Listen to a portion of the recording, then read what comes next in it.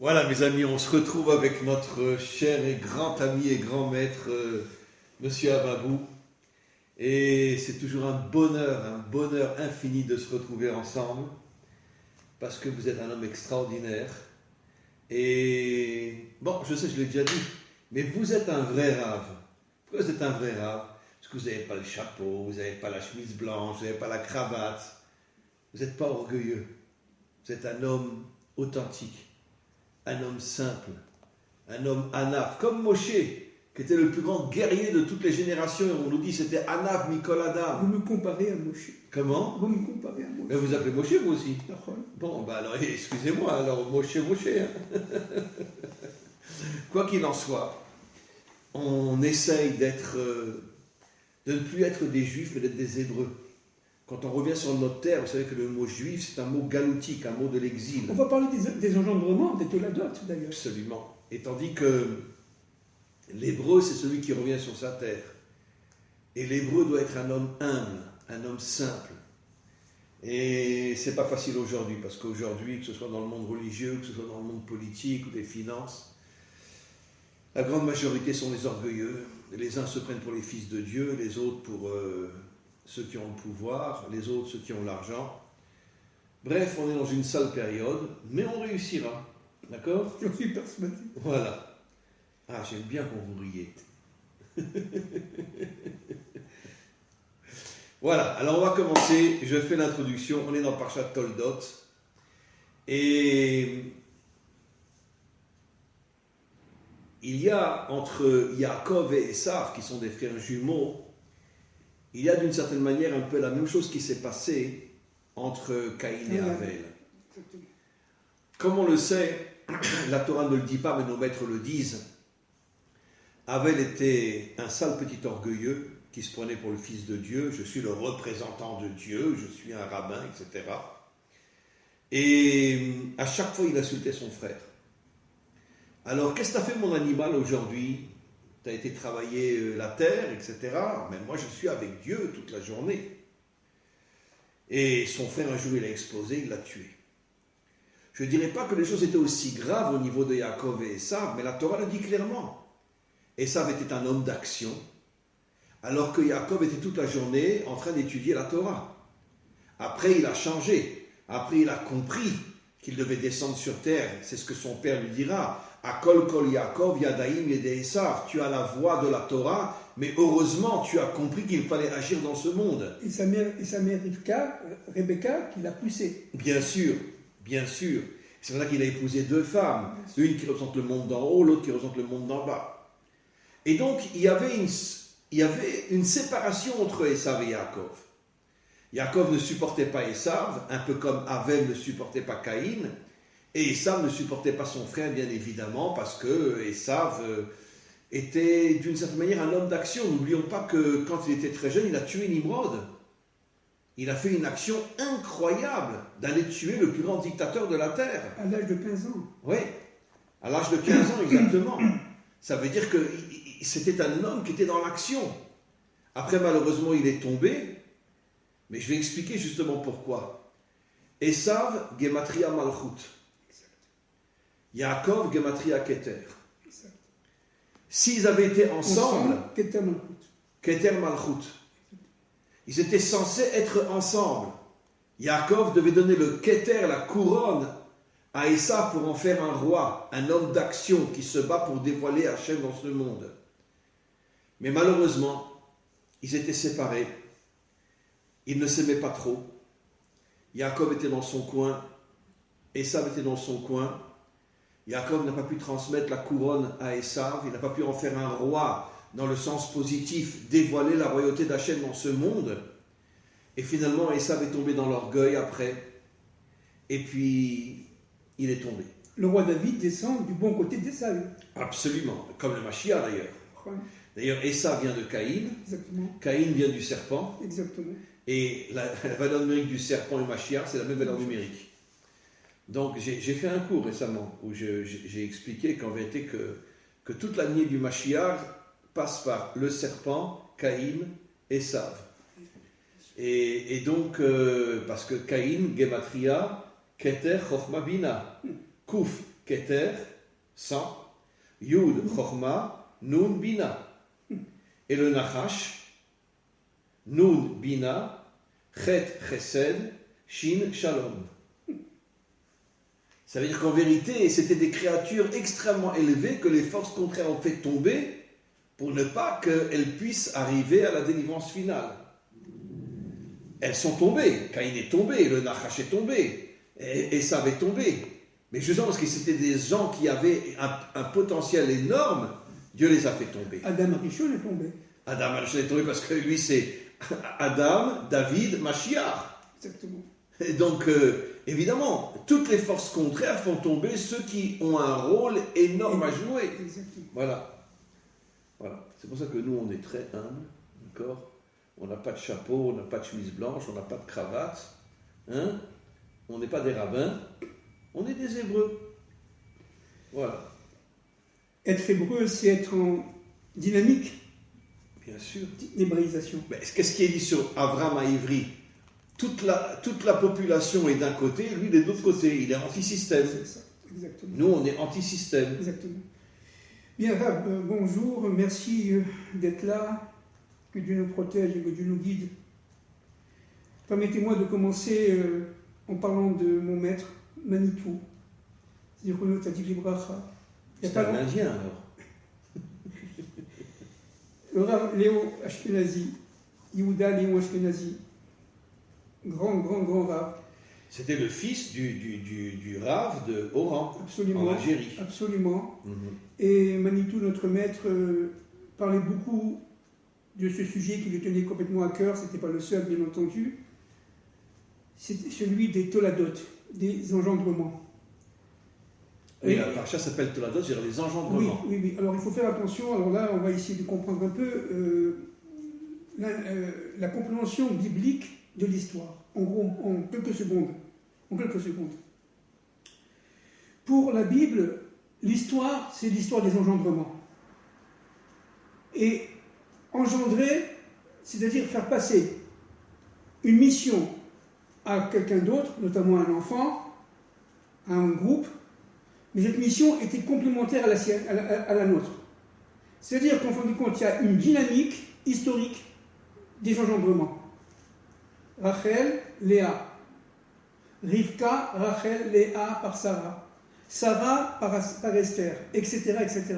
C'est-à-dire qu'en fin de compte, les fonctions de chacun d'entre nous, hébreux, se répercutent dans une méta-histoire, dans une Torah cachée, dans une histoire cachée, qui est sous-jacente et qui porte l'ensemble de l'événement, l'histoire événementielle. Pour la Torah, pour la Bible, il faut faire très attention. L'histoire n'est pas seulement événementielle. L'événementiel joue un rôle très important, mais c'est l'extériorité de l'histoire. La méta-histoire est en intériorité. Tout le travail, c'est de comprendre qu'à travers l'extériorité de l'histoire... Et la vraie Torah, c'est l'intériorité de la Torah, comme le dit le Zohar. C'est ça. Le jour viendra où les hommes comprendront que la vraie Torah, c'est son intériorité cachée. C'est ça. Alors, Amen. Donc, ce qu'il faut comprendre là, c'est très important, c'est que pour la Torah, pour la Bible, pour la Torah de la délivrance, chaque élément historique, chaque événement historique a son sens caché dans l'engendrement, dans la méta-histoire. Oui. Et Manitou nous disait qu'en fin de compte, le mot Toladot est écrit 13 fois dans la Torah, toute la Torah y compris toute la Bible, hein, les 5 livres de la Torah, plus juste le Tanakh. Et 5 fois. La première fois, c'était au moment de la création à Bereshit du ciel et de la terre. Et la dernière fois, et vous le savez bien entendu vous, c'est lié directement à Ruth et à Boaz. Bien sûr. Et Ruth qui s'appelle la matrice de la délivrance. Exactement. Mais ce qui est très intéressant, dit notre maître, c'est qu'en fin de compte, au début de la création à Bereshit et à la fin, au temps de Ruth et de Boaz, Ruth étant la grand-mère, la matrice même du Mashiach ben David, on le sait bien entendu, eh bien, la grand-mère du roi David, eh bien, les lettres de Vav sont pleines. C'est-à-dire que Toladot, les 2 Vav existent. Mais dans les autres mots, dans les 11 mots qui ne font pas partie de ces 2 extrêmes, entre guillemets, où soit il y a un Vav, soit il y a pas de vav, soit il y a un autre vav.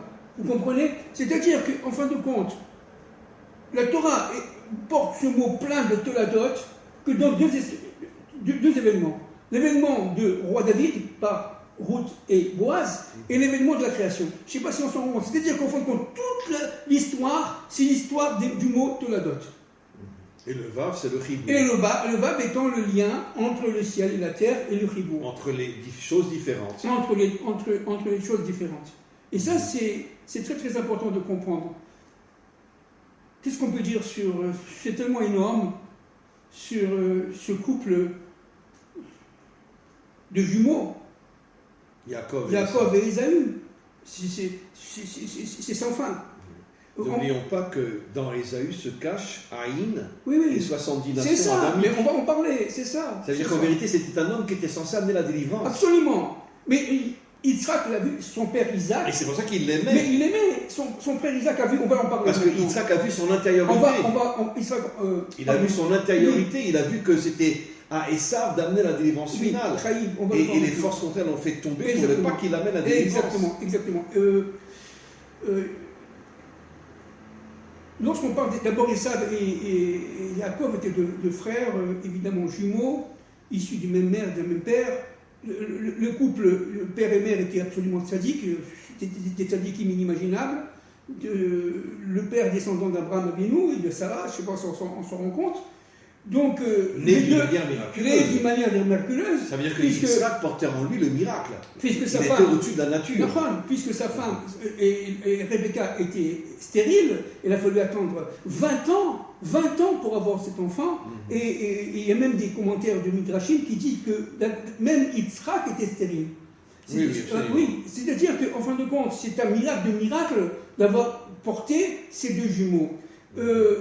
Mais très vite, c'est écrit dans le littéral, dans le pshat, comme on dit en hébreu, dans la Torah, dans cette paracha, Toladot, c'est que très vite, Rivka a peur, Rebecca a peur, parce que les deux enfants sont entrechoqués dans son ventre. Qu'est-ce que ça veut dire? Ça veut dire qu'elle croyait, qu'est-ce qu'elle croyait, Rivka? Nos maîtres disent que Rivka croyait qu'elle portait en elle un homme qui avait la capacité, seul, de rejoindre le ciel et la terre, c'est-à-dire d'être à la fois matériel dans son extériorité, exactement, et spirituel dans son intériorité. Et elle pensait tout simplement, et quand Dieu dit non, c'est pas ça, c'est deux peuples qui vont s'entrechoquer, deux nations qui vont s'entrechoquer, elle a eu très peur.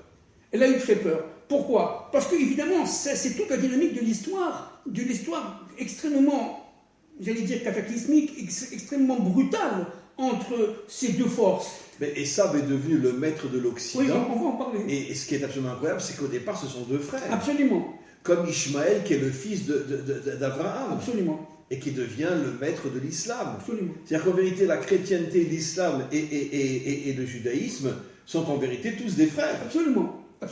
C'est une question de famille. Alors, ce qu'il faut comprendre là aussi, c'est nécessaire de le comprendre.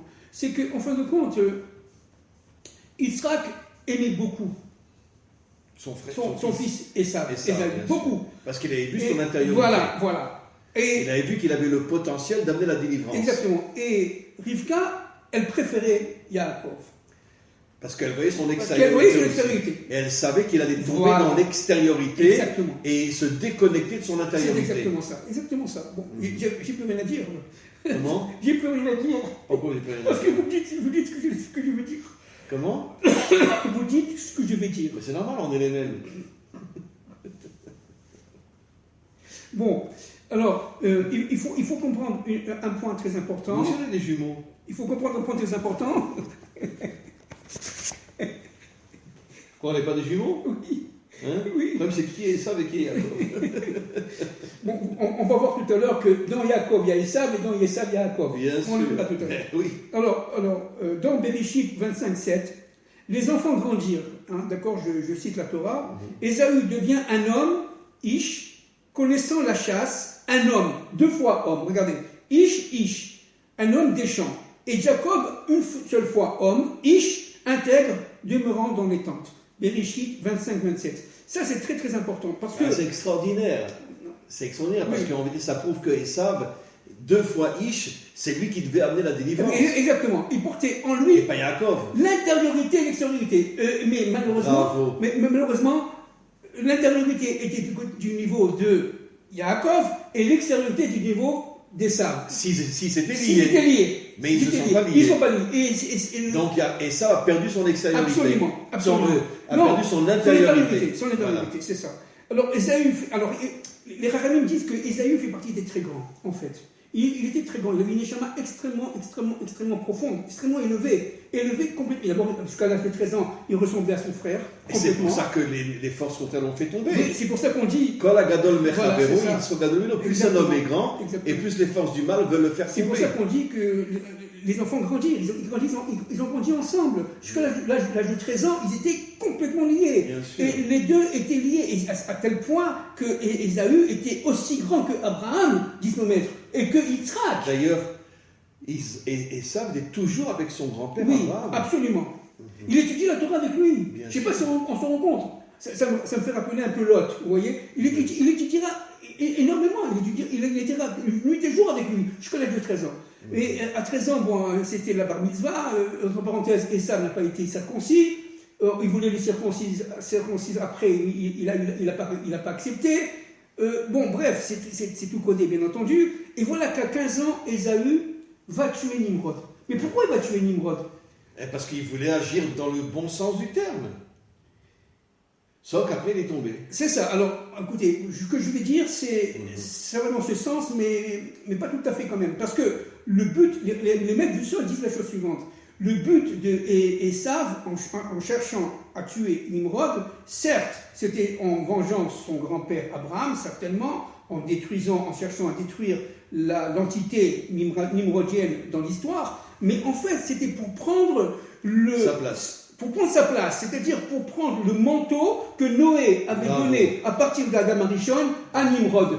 Et ce manteau-là, ce lévouche, comme on dit en hébreu, ce manteau-là était fondamental parce qu'il lui donnait le pouvoir. À partir de l'âge de 15 ans, jusqu'à l'âge de 40 ans et plus, on va le voir tout à l'heure, Ésaü était fou, il était fou et attiré du pouvoir absolu. Il était fou de domination. Il rentre très vite dans l'idolâtrie et il rentre très vite dans le monde du plaisir. La débauche sexuelle. C'est ça qu'il épouse. Nos maîtres nous disent qu'il n'allait qu'avec des femmes mariées. Des femmes mariées qui, pendant la période des règles. Oui, je sais. Pendant la période des règles. Je sais. C'est quelque chose d'horrible. Vous savez ce qui s'est passé. On va rentrer un peu plus. Moi, je rajoute que c'est pas lui qui est tombé. C'est ça. C'est les forces obscures qui sont rentrées en lui. Exactement. Pour le faire tomber. C'est exactement ça. Voilà. Encore une fois, on est frères, c'est pas possible. Parce que moi, j'ai dit, regardez, ça me rappelle la foi d'Adam. Adam, disent les kabbalistes, il était très très élevé et il est parti chercher au fond des forces d'obscurité la lumière. Mais il n'a pas réussi, il est tombé avec. C'est à peu près ce qui s'est passé pour Ésaü. Il avait cette mission de faire la révélation de dévoiler la lumière cachée qui se cache dans l'obscurité, n'est-ce pas? Et malheureusement, il a été pris par des forces terribles d'obscurité et mortifères pour le faire tomber, et il est tombé. Alors ce qui est très intéressant, c'est qu'à l'âge de 40 ans, Ésaü se marie. Il se marie avec deux Cananéennes, Aholibama et Judith, et les deux femmes étaient idolâtres. Alors c'est très intéressant. Dans la maison de leur père, à tel point. Leurs grands-parents aussi. Oui, quand ils allaient chez Yitzhak et Rivka, ils allumaient enfin, je veux dire, ils servaient des idoles. Absolument. Et c'est ce qui a rendu fou Yitzhak et Rivka. Il y a des midrashim qui disent que la fumée de l'idolâtrie a rendu aveugle. Absolument. Vous vous rendez compte? C'est-à-dire que véritablement, alors ce qui est très intéressant de savoir, et la question elle est très fine, comment ça se fait que c'est à ce moment-là que Yitzhak et sa femme Rivka ont été très touchés par ce mariage, alors qu'avant, le Torah ne dit rien. Il était idolâtre. Mais parce qu'ils ne savaient pas. Ils se cachaient peut-être. Alors, moi j'ai une autre idée là-dessus, c'est qu'en fin de compte, Ésaü a commencé à être fourbe, à ruser. Il a rusé. Parce que quand il était... c'est pour ça qu'on l'appelle dans le Zohar le serpent.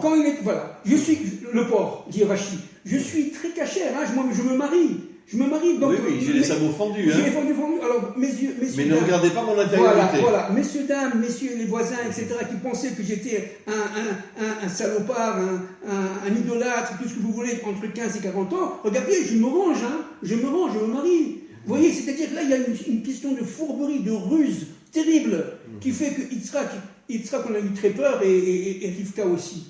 Parce que, tout simplement, là, Rivka pensait que de Yaakov allait sortir le Mashiach ben David, et Yitzhak, c'était le contraire. Il pensait que c'était de Esav qui sortait le Mashiach ben David. En fin de compte, on va le voir tout à l'heure, si on a le temps, que les deux avaient raison. En vérité, le bon côté de Esav, c'est réincarné dans David, dans le Mashiach. Exactement. Ce qui veut dire que, finalement, la source du Mashiach, c'est Esav, c'est pas Yaakov. Oui, exactement.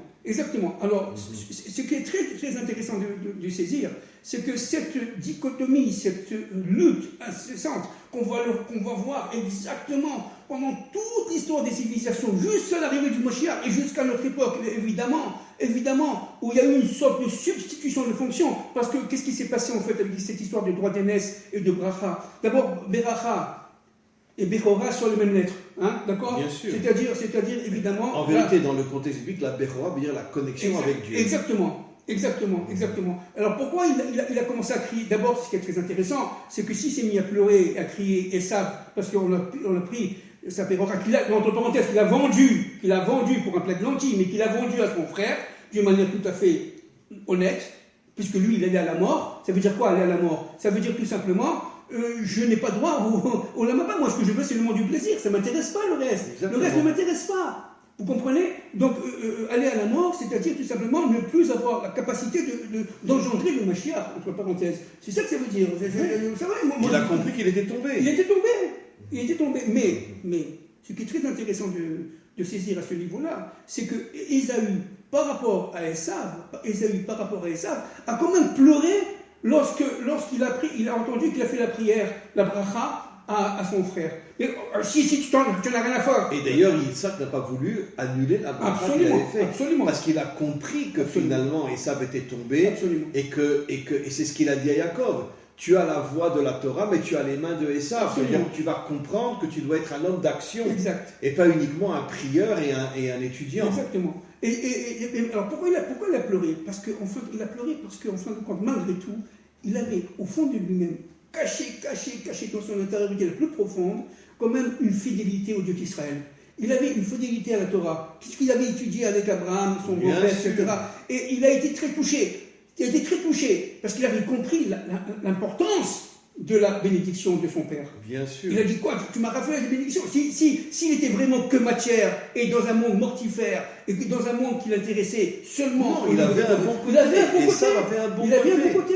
Et il a grandi toute sa jeunesse avec Abraham. Bien sûr. N'oublions pas que Beracha et Bechora, c'est les mêmes lettres. Sont les mêmes otiotes. Donc si tu te connectes à Dieu, tu as la bénédiction. Maintenant, tu ne peux pas jouir de ce monde-ci sans risquer d'être frappé par le digne d'Hachem, par le truc, et après demander à la fin des temps de l'histoire ton dû. En vérité, on a. Il n'a pas voulu souffrir.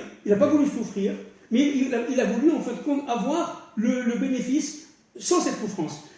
Esav était quelque part ici non seulement rusé, mais quand même fourbe, parce que tu ne peux pas demander. Pourtant, c'est lui qui a dit que Yaakov était fourbe. Absolument. Béni par Abaïm. Absolument. Il m'a roulé plusieurs fois. Absolument. Alors le vrai fourbe, c'était Esaü. Bien sûr. Parce que, écoutez, est-ce que tu accepteras la Shoah? Est-ce que tu accepteras tout ce qui s'est passé pour de souffrances d'horribles à toutes les époques? Non, Esav. Moi, je veux quitter. Je veux à la fois kiffer ma vie, être un homme d'affaires, rigoler, avoir les filles que je veux, etc. Et après, avoir aussi, pourquoi pas, par le christianisme, avoir le Mashiach ben David. Mais ça veut dire que tout avoir. C'est Esav qui a créé le christianisme. Et bien sûr.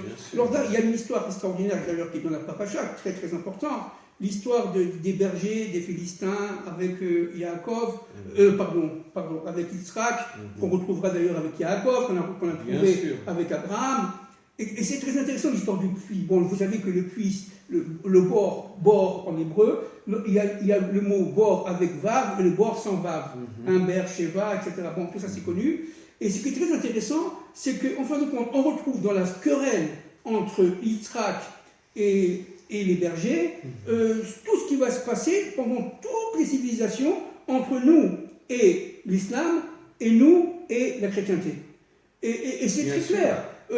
L'histoire des puits, dans un premier temps, n'est-ce pas, on parle de Essek en hébreu, c'est-à-dire d'une sorte de confiscation. Vous voyez, on veut confisquer. L'eau du puits est à nous, elle n'est pas à toi. Disent les Philistins. Elle est à nous, elle n'est pas à toi. C'est-à-dire qu'il va y avoir une sorte de virus Israël, de chrétienté, qui va dire aux Hébreux, aux Juifs, non, la Torah, elle n'est pas à toi, ta Torah, elle est caduque, maintenant c'est sur le Nouveau Testament, etc. C'est nous qui avons la bonne parole. Vous êtes virus Israël. Nous, les chrétiens, on est virus Israël, le vrai Israël. Vous n'êtes plus. Donc déjà, on a ici, de cette paracha Toledot, l'élément source qui va se déterminer pendant toute l'histoire. D'ailleurs, je voudrais dire, les chrétiens nous ont volé la religion et les musulmans, nous ont volé la terre. Oui, absolument. Ça veut dire qu'en vérité, les musulmans ont pris notre corps. C'est ça. Et les chrétiens ont pris notre âme. Exactement. C'est incroyable. Ils veulent nous détruire complètement. Complètement. Ils ne veulent pas qu'on soit dans ce monde. Point. On les dérange énormément. Et la deuxième fois, les bergers philistins veulent recouvrir le puits de terre, Sitna, ça s'appelle en hébreu Sitna, et donc là, c'est-à-dire c'est l'islam qui veut tout simplement empêcher, par la violence, par la force, empêcher Israël d'être lui-même et de revenir sur sa terre. Absolument, c'est ce qu'on veut aujourd'hui, n'est-ce pas? Donc, d'ailleurs, c'est marqué à la fin d'une paracha, je crois que c'est Vayera, que les musulmans s'installeront sur notre terre avant que nous revenions. Oui. Et quand nous reviendrons, ils nous font jusqu'à aujourd'hui des guerres terribles. Exactement. Pour nous empêcher de revenir sur notre terre. Exactement. N'oublions pas que le vrai Jérusalem est entre les mains des musulmans. Exactement. Le vrai Jérusalem, quand il y a le Tahar Eshpa et qu'on regarde vers Hebron, toute la ville en bas, c'est le vrai Jérusalem. Absolument. Ça veut dire que les musulmans, d'une certaine manière, je ne parle pas des descendants d'Ishmaël, je parle de tous les infiltrés qui se font passer pour des musulmans. En vérité, ils nous ont pris Hebron, ils nous ont pris Shmuel, Shrem, Yosef, et surtout ils nous ont pris la ville de Jérusalem. Bien sûr. Ça veut dire qu'ils s'installent là où on était censé revenir. C'est ça. Vous savez comment ça va se terminer cette histoire-là, du puits des Philistins? Par Rehovot. Le troisième puits, c'était Rehovot, où là, il y a eu, si vous voulez, la paix. Rehovot, ça veut dire en hébreu élargissement. Après, Beersheba. Beersheba, bien sûr, l'élargissement. C'est-à-dire là, il va y avoir une sorte de reconnaissance. Une sorte de reconnaissance de la fonction d'Israël. Ishmaël a laissé Yitzhak passer devant lui. Ça. En réalité, les vrais musulmans, c'est les descendants d'Ishmaël. C'est ça. Qui sont complètement étouffés aujourd'hui par tous les introduits, les infiltrés, qui se font passer pour des musulmans, mais qui ne le sont pas. C'est ça. Alors, si vous voulez, toute la reconnaissance, à la fois d'Ishmaël et des chrétiens, va se refaire à la fin des temps en disant ta place, Yitzhak, eh bien c'est lié directement aux trois puits, et à Hebron, en par hasard, Bethléem, Hebron, Jérusalem, aussi. Bien sûr. Bethléem, c'est à la fois les chrétiens et les musulmans qui nous ont volé Bethléem. Vous savez que j'ai appris hier une chose. Hier, j'étais au tombeau de notre illustre mère, Rachel, à Bethléem. Hier, c'est à quelques kilomètres d'ici, et je voulais donner de l'argent dans une boîte. Et quelqu'un m'a dit, attends, sache ce que tu donnes là, oui, mais sache que c'est pour les trois religions. Cette boîte-là, elle est réservée ça veut dire qu'ils prennent l'argent, ils le divisent en trois. Une partie pour les juifs, une partie pour les musulmans. C'est ce qu'on m'a dit hier, je ne sais pas si c'est vrai. On m'a dit, sache que ça, c'est pour les trois religions. Parce que les trois religions ont voulu confisquer cet endroit. Bien sûr. C'est ce qu'on m'a dit hier. On m'a dit, tu peux donner avec plaisir, on est tous l'humanité est une, il est une, mais sache que tu ne donnes pas pour Rachel, tu donnes pour trois religions. Bon, alors, donc, pour revenir à cette histoire-là, qui est très importante, c'est qu'en fait, il y aura la messianisation du monde, la la délivrance, et que lorsque le problème de ce lieu où se trouve la mosquée sera Mais c'est là que sera le troisième voilà, sera résolu. Mais il ne va pas être résolu, d'après les maîtres du sort, des secrets, par les hommes. Il sera résolu par Bien Dieu. sûr, un feu du ciel va tomber. Bien sûr. Et à ce moment-là, ça va être effroyable. Il va tout simplement faire détruire cet endroit. Et là, les musulmans et le monde entier sera atterré. C'est pas Israël qui a fait ça. C'est pas possible. C'est un feu qui vient d'ailleurs. On ne sait pas. Et c'était comme ça que c'est écrit dans les Zohar. Comme la destruction de Sodome. Exactement. Bien sûr. C'est exactement comme ça que ça va se passer, par surprise, d'un moment à l'autre, au moment de la guerre de Gog et Magog d'ailleurs, ça sera au moment de la guerre de Gog et Magog. Donc ça veut dire que très bientôt, et à partir de ce moment-là, il va y avoir la reconnaissance, Rehovot, tu vois, vous voyez, par les nations, de la présence hébraïque dans la terre d'Israël. Parce que, encore une fois, on revient à cette histoire de Gog et Magog, et Ésaü avait en lui ce combat pour empêcher Yaakov d'être lui-même. Il voulait confisquer la fonction de Yaakov. Oui, il voulait le laisser dans sa tente. Et il voulait laisser dans sa tente. Reste un petit religieux, fais-moi la paix. Or, Yaakov, il avait la possibilité de devenir Israël, on le verra la semaine prochaine. Et il va devenir, il s'est battu contre l'ange de Esav. Il est devenu un combattant, il est devenu un guerrier. L'ange d'Esav qui est l'ange de la mort. Bien sûr. Vous vous rendez compte, hein? C'est-à-dire qu'en fin de compte, ce qui s'est passé là, et ce qui se passera à la fin des temps, c'est qu'en fin de compte, comment ça va se passer les Gog et Magog? Comment les nations vont se réveiller? Et maintenant on comprend ce qui va se passer. C'est le territoire de Judée-Samarie. C'est avec les Perses, hein? Oui. Le Talmud le dit. Oui. C'est les Perses, c'est pas les sunnites. C'est les chiites. On est d'accord, bien sûr. Les territoires de la Judée-Samarie vont être quelque part par, je ne sais pas si c'est ce gouvernement, un prochain gouvernement, peu importe, remise en question. C'est-à-dire qu'Israël va essayer de prendre... Les Arabes se sont installés en Israël, en Judée, le territoire de Yehuda et Yosef, pour empêcher la venue du Mashiach ben Yosef et Mashiach ben David. Exactement, parce qu'ils savent très très bien, et là je ne parle pas du tout de l'islam sunnite, hein, je parle des gens qui se sont infiltrés chez eux, oui, n'est-ce pas? Bien sûr, mais comme chez nous. Les musulmans ismaélites sont autant infiltrés que nous le sommes. Alors, ce territoire-là, qui a jeté Samarie, n'est-ce pas, c'est celui-là qui va déclencher la guerre de Gog et Magog par rapport à Israël. C'est-à-dire que lorsque le gouvernement va vouloir développer des installations nouvelles, etc., israéliser, entre guillemets, les territoires, etc., que les nations vont comprendre que, attention, là, ça devient très sérieux. Il va y avoir la sortie du Mashiach. Dieu va régner dans son monde. Et c'est là que le Mashiach va se dévoiler pendant la guerre de Gog. Exactement. Et c'est à ce moment-là que Gog va se dévoiler. Il va s'attaquer Israël pour empêcher la venue du Mashiach en récupérant ses terres. Vous voyez, mais tout vient de là. C'est incroyable. C'est-à-dire que tout ce qui est autour de la Judée-Samarie, n'est-ce pas, c'est l'extériorité d'Israël.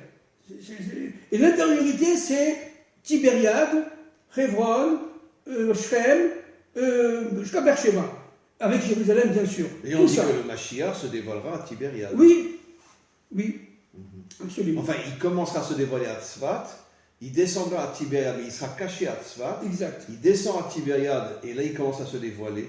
Et puis après, il arrive sur le Har HaZeitim. C'est ça. Et là, il se dévoile encore plus. C'est ça. Donc, alors, ce dévoilement à Har HaZeitim va entraîner, encore une fois, ce feu du ciel. Har HaZeitim, c'est le mont des Oliviers. Oui, le mont des Oliviers. Il va avoir ce feu du ciel qui va mettre tout le monde, Rehovot, on l'a dit tout à l'heure, n'est-ce pas, dans la parasha Toledot, qui va mettre tout le monde d'accord. Parce que là, c'est pas humain. Et donc, dans le monde entier, évidemment, aujourd'hui, avec Internet, tout le monde le saura très vite, on comprendra que Israël appartient tout simplement aux descendants d'Abraham, d'Isaac et de Jacob. Point. Final. Enfin, ce qu'on appelle le restant d'Israël. Oui. Que n'oublions pas que notre peuple est terriblement infiltré. Mais aussi par des forces obscures qui vont nous détruire de l'intérieur. Absolument. Et la dynamique, elle est très très avancée de la destruction. Elle est très très très avancée, la dynamique destructrice à l'intérieur du peuple d'Israël. Évidemment, mais regardez, il y a eu 2 attentats aujourd'hui. Bien sûr. Les gouvernants font quelque chose. Bien sûr. Il y a pratiquement chaque semaine un attentat en Israël. Les gouvernants ne font rien, strictement rien. Pourquoi? Ils veulent nous massacrer. Ils veulent nous affaiblir.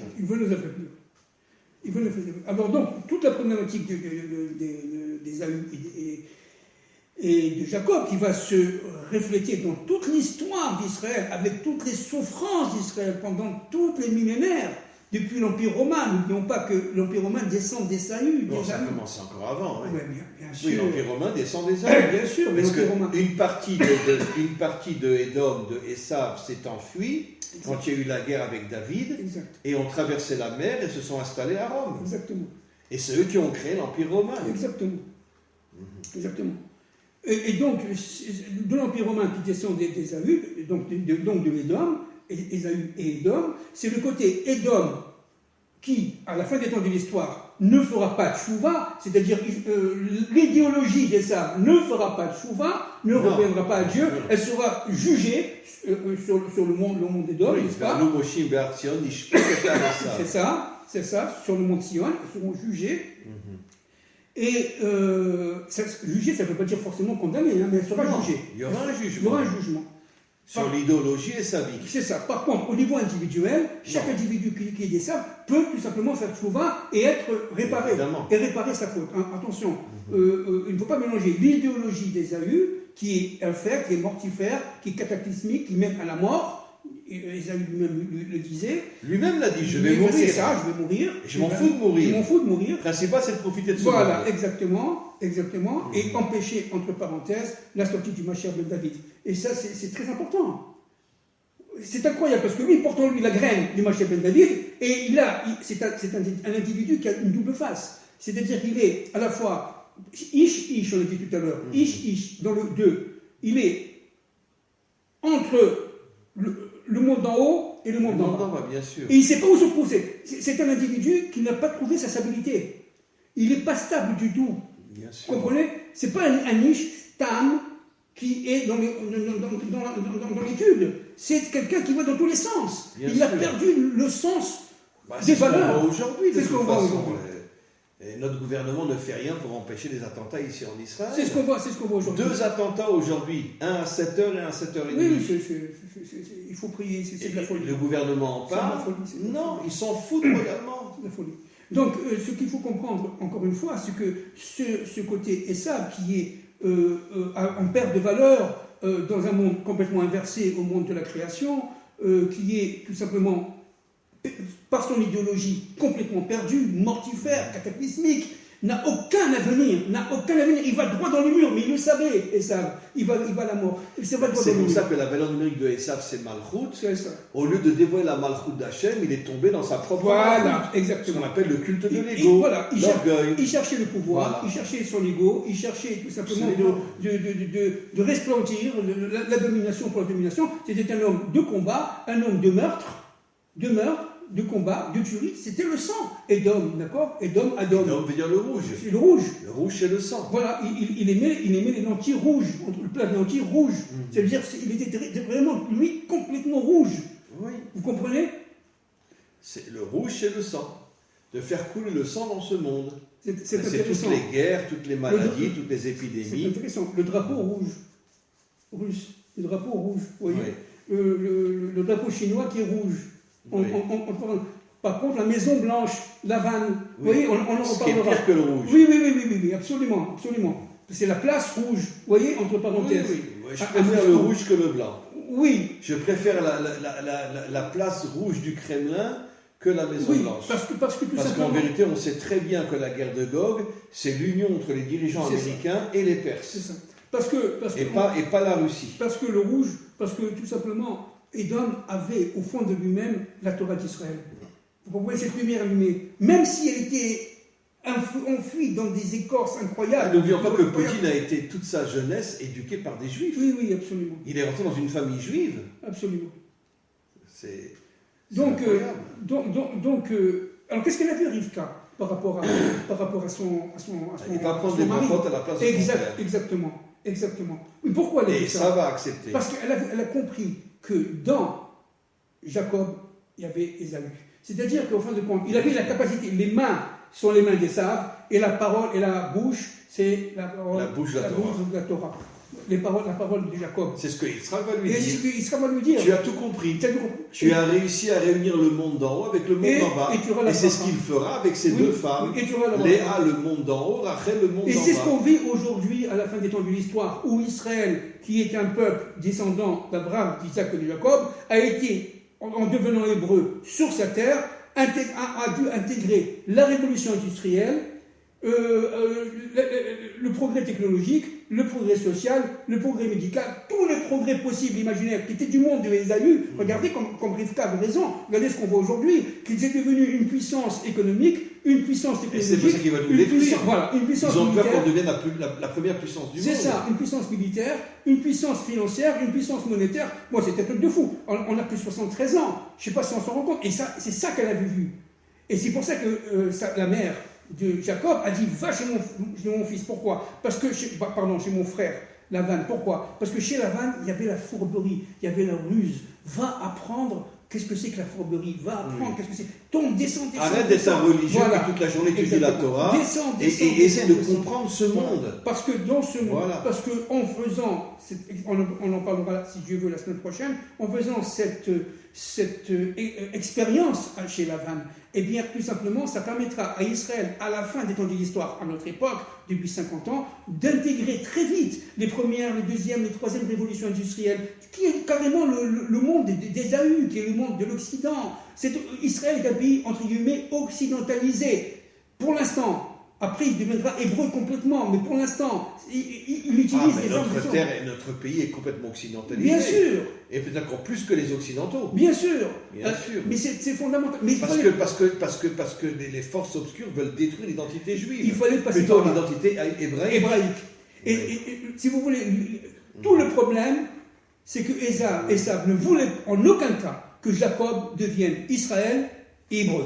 Il ne voulait en aucun cas ça. Reste Jacob, Vakachar, étudie la Torah, etc. Laisse-moi mon monde pour moi. Le monde de César à César et le monde de Dieu à Dieu. Exactement. Reste à la synagogue et fous-nous la séparation entre l'Église et l'État. Séparer tout ça. Aujourd'hui, la séparation entre la synagogue et l'État. Oui, séparer tout ça de manière à ce qu'on puisse être nous-mêmes les propres acteurs et les propres rois. Non, mais qu'est-ce que veut dire la séparation entre l'Église et l'État? C'est pas la séparation dans le sens on n'est pas intéressé par l'Église ou par la synagogue. Non. Ça veut dire que allez à l'église, allez à la synagogue et foutez-nous la paix. C'est ça.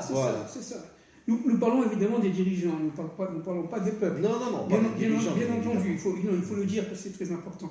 Mais donc, cette tension entre Jacob et Esav, qui va se percuter pendant des millénaires jusqu'à l'arrivée du Mashiach ben David, où le Mashiach ben David, descendant du bon côté d'Ésaü, va être aussi évidemment, Yaakov, devenu Israël. Donc à partir de ce moment-là, il va faire lui-même le nom des contraires. C'est-à-dire qu'en fin de compte, quand est-ce que Jacob et Esaü tout le travail du Mashiach, c'est l'unité. Voilà. Pas l'uniformité, mais l'unité. Voilà. Quand est-ce que... Tu n'es pas pareil que moi, mais on est frères. C'est ça. Quand est-ce que les deux vont se réunir, Jacob et Esaü, dans l'être Mashiach, dans le temps Mashiach, dans la modernité de Mashiach. C'est Mashiach lui-même qui va intégrer l'effort d'Esaü aux forces de Jacob. Mais ça... D'ailleurs, si vous prenez les premières lettres Rivka l'a vu, mais pas Yitzhak. Si vous prenez les premières lettres de Esav, Ishmaël et Israël, ça fait Tzadik. C'est ça. C'est-à-dire qu'au moment de la délivrance, il y aura l'union entre Esav, Ishmaël et Yitzhak, et Israël et Ishmaël, qui fait Tzadik. C'est ça.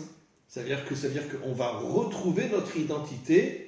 Et à nous trois, on va devenir un tzaddik. Oui, c'est ça, exactement.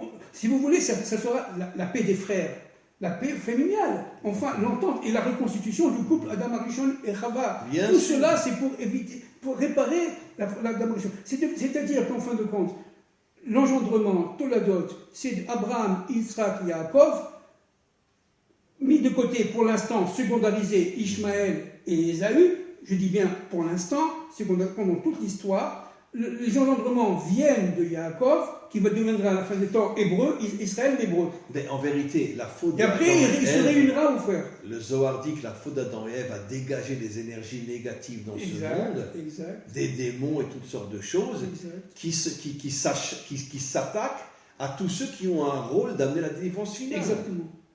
Et c'est pour ça que tous les grands tombent aujourd'hui. Exactement. Et donc, tout le but... Pour finir, tout le but, c'est de réunir les trois frères. Ishmaël d'un côté, Israël de l'autre, et avec Ésaü. C'est ça l'idée. Et ça, c'est le Mashiach ben David. Mais donc, l'Occident, tel qu'il est aujourd'hui, est amené à s'effondrer.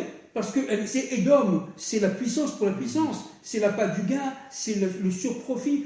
nous sommes à la veille d'un effondrement de ce monde-là. Ah, ben, bien sûr. Maintenant, la plupart des experts sérieux, qui n'ont pas peur, le disent. Nous allons vers l'effondrement de l'Occident. Les forces des AE C'est marqué vont s'effondrer. explicitement dans Ésaïe que juste avant la délivrance finale, il y aura une famine énorme dans le monde entier. On n'aura plus de quoi manger. C'est marqué dans Ésaïe. Mais c'est ce qui s'annonce. Mhm. Déjà, il y a un problème de production de médicaments en ce moment, et il y a de moins en moins de médicaments dans le monde. Grâce à Dieu. Bien sûr. Mais en plus, il va y avoir évidemment au niveau des denrées alimentaires, etc., quelque chose, vous voyez, Oui. il y a quelque chose pour finir qui me touche énormément. Oui. En ce moment, il y a une délégation corse en Israël. Ah oui? Oui, des Corses en Israël pour apprendre l'irrigation à partir des technologies israéliennes. Oui. Et ils sont, j'ai entendu une interview tout à l'heure, il y a quelques minutes avant que vous veniez, ils ont dit ils sont véritablement dans un rêve, parce qu'ils se sont chez eux.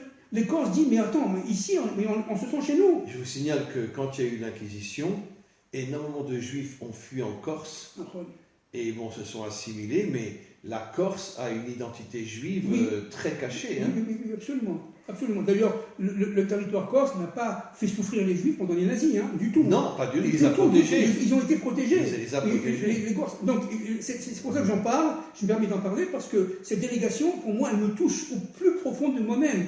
Je me suis toujours senti très lié aux Corses. Je ne connais pas, j'ai jamais été en Corse, je voudrais bien y aller à un moment donné, parce que tout simplement, je ressens très très fort le lien secret entre le Corse et Israël. Mais bien sûr, évidemment. Voilà. Merci beaucoup. C'était vraiment, encore une fois, un échange, une intervention extraordinaire. Et voilà, on se retrouve la semaine prochaine. Bah, Merci beaucoup.